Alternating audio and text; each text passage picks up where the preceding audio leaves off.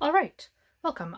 This is a book of V-folds that I made. There are 38 different variations. So this first page, I just have a couple different acute ones, 90 degree, a 90 degree with a cutout to show how you can have a V-fold that connects at different locations. The angle here of the top, like that would be where it would glue down to the page if it was solid, such as in this one, but you don't actually have to have that material there.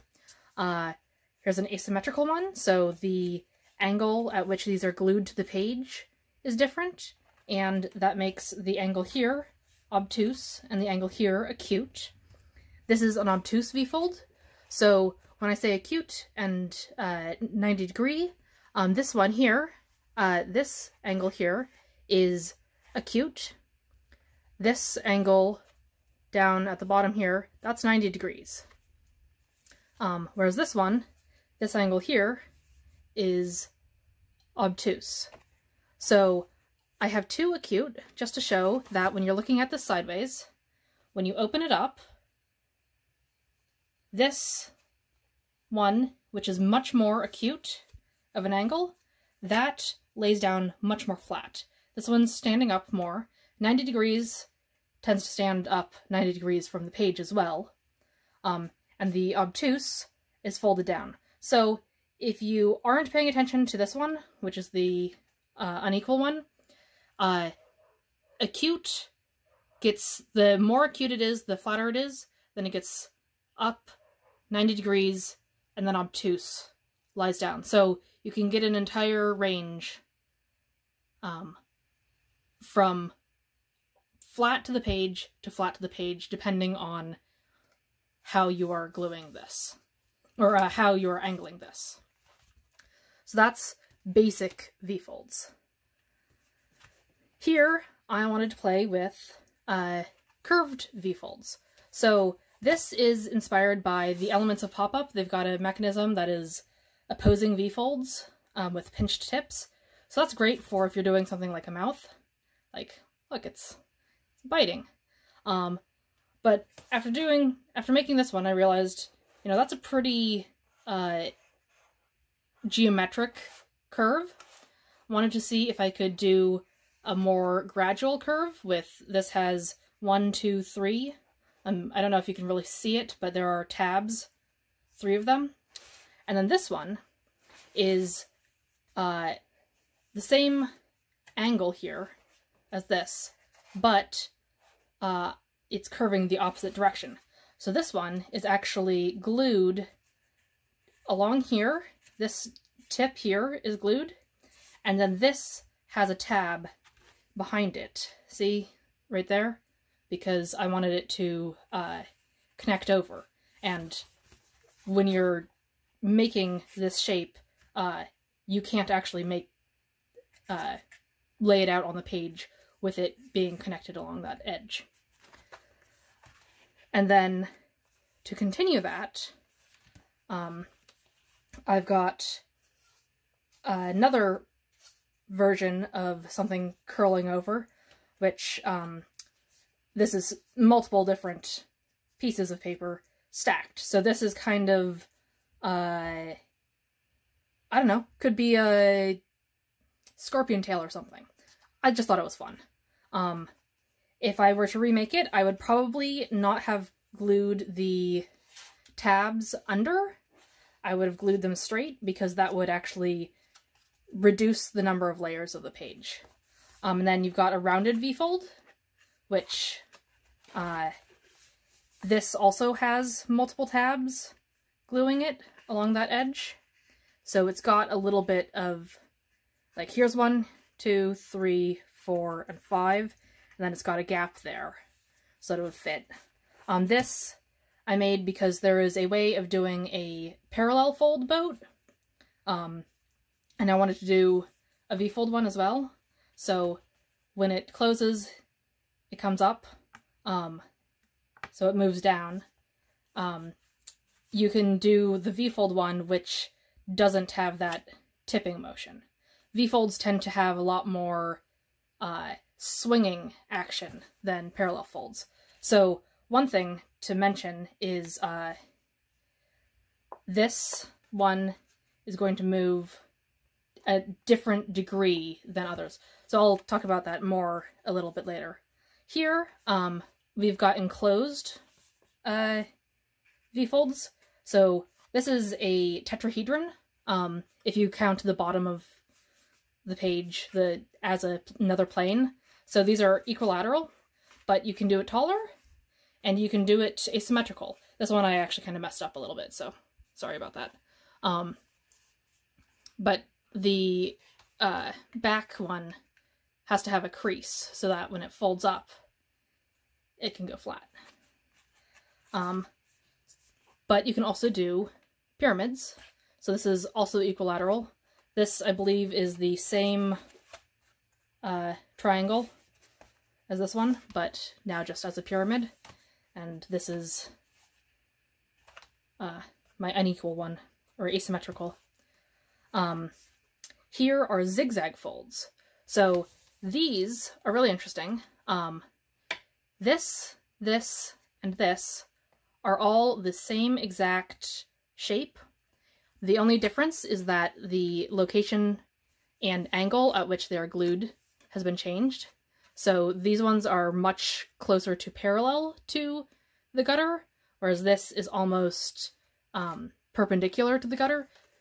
Not quite. And then this is close to 45 degrees. I just glued it in where I thought it would fit. But this one, note how, because it is so close to perpendicular, it moves a lot. Like, I can push it down all the way. Well, almost all the way, until it collides with this one. Whereas this one, if I try and move this, this doesn't want to move much. It's pretty dang stable with that severe of an angle. This is the obtuse zigzag fold, and then this one is an acute zigzag fold. So I actually altered these. So if I had continued with this angle, there would be a big gap there. So I wanted to actually make it so it would fit all the way to the page. Same with this one. But with the zigzag fold, it actually does kind of the inverse of the acute and obtuse, just straight V-folds. So I recommend just trying out making some of these and see how they differ. They kind of surprised me. I thought they would be opposite. But, okay, so I forgot to include this. When I had been talking about how with this, the way that things move and stand up, the rate at which they stand up is changed by the angle that they're glued to the page. This actually shows it better. So if you're looking at this sideways, if you look at this one pretty much doesn't move, doesn't change the, like, it goes from like this when it's closed to this when it's up.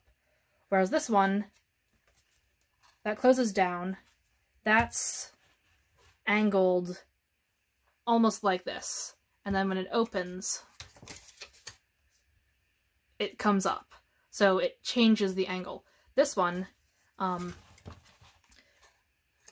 stands up, it goes really flat and then stands up a lot.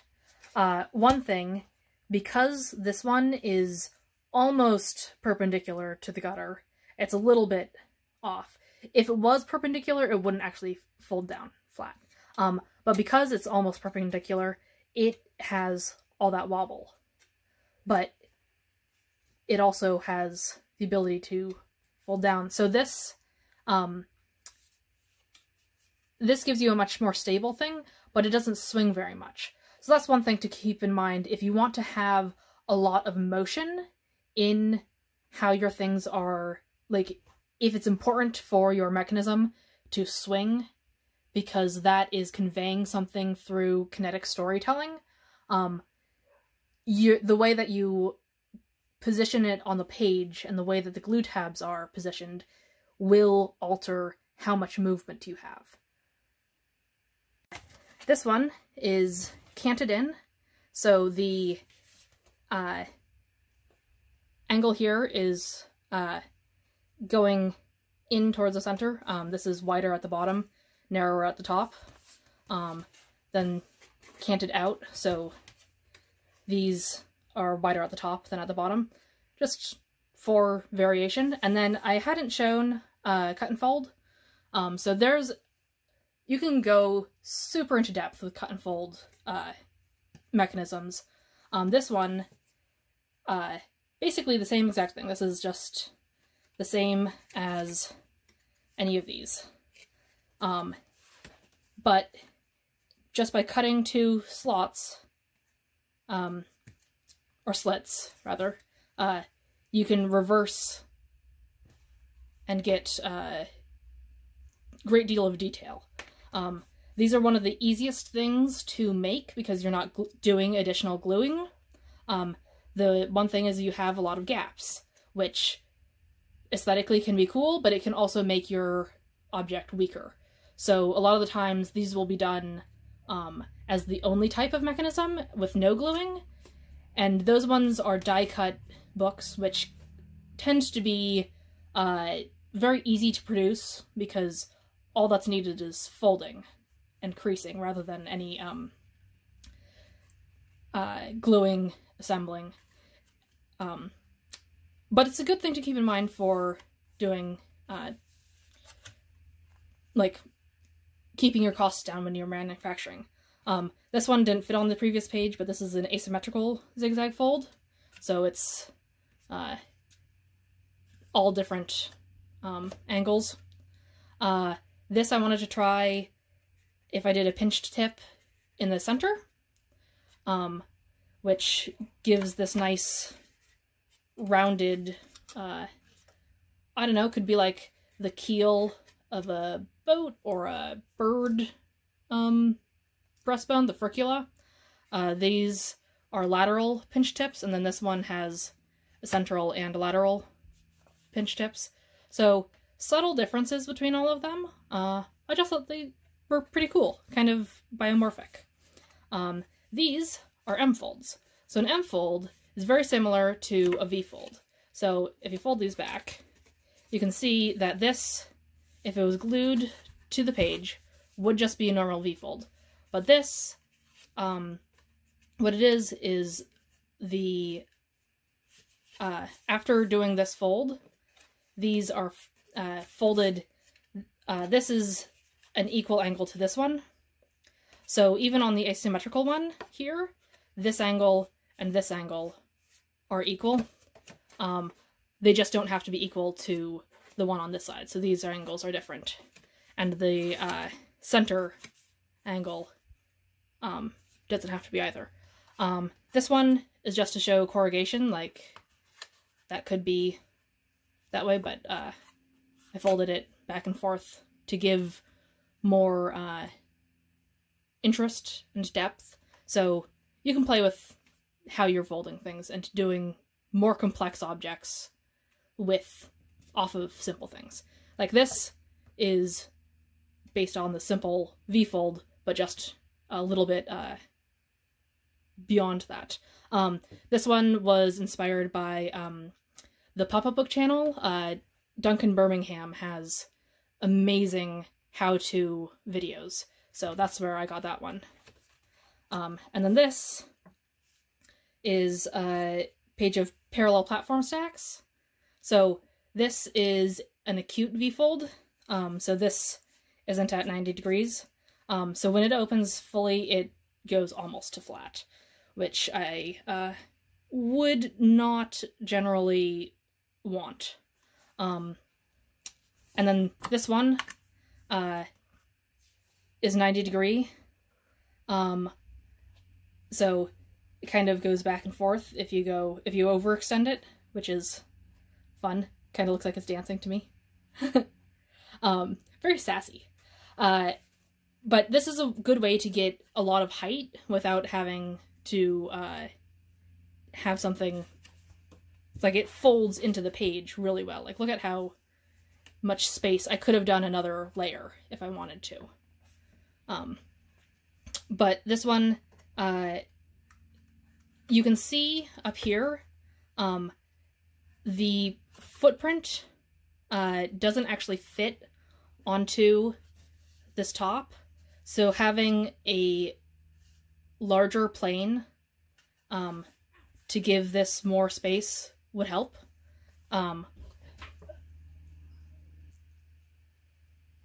So that gives it enough, so this can actually be connected all the way to the bottom, whereas this, you can see there's a gap there.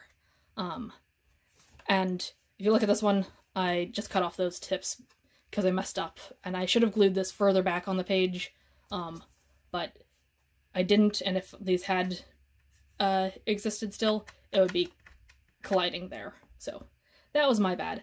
As for the way that this spine is made, this is a really particular type of spine, so note that if I'm opening it up, it goes completely flat. That's because this joint here has enough space to fold over. There's a really good video by Michael McGinnis on YouTube. I will also add that in the description below, a link of how to do this. He does have one error in the how to do the measurements for this, which I will include a description of that below as well. But as for binding a book, this is the way to do it. Hope this was helpful and useful. Thanks for watching.